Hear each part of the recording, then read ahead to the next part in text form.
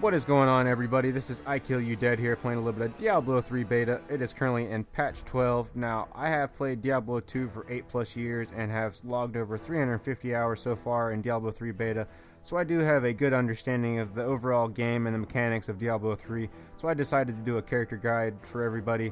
The first character that we're going to go over today is the Barbarian class.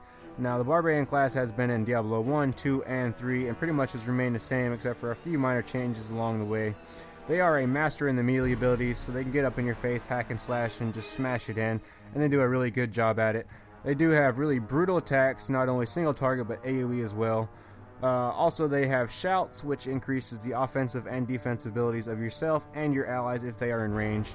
And since the Barbarian class is pretty much a tank, they are able to take hits quite well. They can run into a huge pack of enemies and deal a lot of damage and clear them out without taking significant damage themselves, which is quite nice. And this is definitely one characteristic of the Barbarian that no other class has in this game. So definitely try out the Barbarian if you have never tried so before.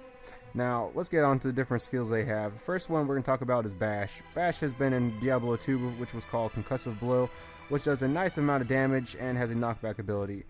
Next is good old Cleave. Cleave does significantly less damage than every other ability that the Barbarian does have, but does have a arcing swing in front of the Barbarian, so it does hit multiple enemies, so it still has a purpose. Next is the good old Frenzy. Frenzy was in Diablo 2 as well, and has remained unchanged.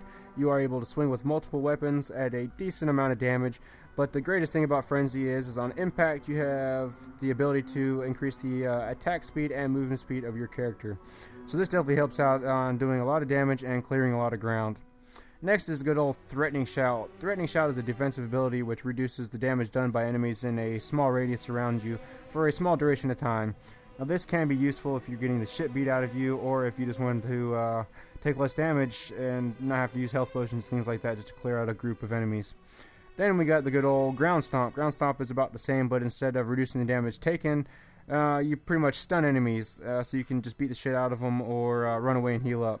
Both are useful aspects of this ability and should be used quite often in PvP and PvE. The next and last ability that we are able to use, since we were only able to hit 13 in the beta, would be the Leap Attack. Leap Attack was in Diablo 2 as well, but did have a knockback ability and has changed in Diablo 3. Now, instead of having a knockback and only hitting one person, it does have a AoE effect. So this is quite nice. Definitely will be used in low level, clearing out mobs and things like that. Possibly even dungeons and maybe even some PvP later down the road. Not quite sure, as PvP has not been introduced yet. Now let's get on some other new things of the Diablo 3 world. Diablo 3 now has active passive abilities. Some characters in Diablo 2 did have passive abilities, but not every character. Now every character in Diablo 3 do have the passive abilities, which is quite cool. They did only have 4 of them active for us, but they were all pretty nice. The first one being Pound of Flesh. This increases the chance of finding and the life gained from health globes. Pretty cool. It allows you to farm quite easy and not die. The next one would be Ruthlessness. This increases the critical damage and the critical hit chance of your weapons. So getting extra critical hits is definitely sweet. Probably be an endgame ability passive in my opinion, but we shall see. Next is good old Nerves of Steel, which increases your armor by 25% of your vitality. I'm not quite sure how this is going to be used in the game. It doesn't seem like it's going to be too useful, as the Barbarian can take hits quite well as it is.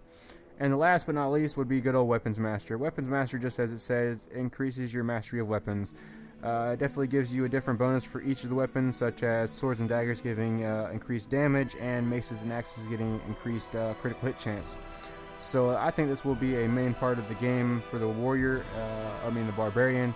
So definitely check it out once you get the game.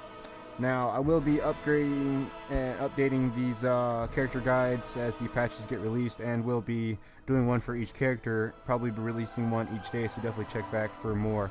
Now, if you do have any questions, concerns, comments, and all that good stuff, definitely ask away, and I will try to answer them to the best of my abilities. And hopefully you guys enjoyed this video, and definitely throw up a good old thumbs up, and like the video, subscribe to the channel so you can be notified when I post more, and yeah, I'll have another video posted tomorrow, guys. Peace.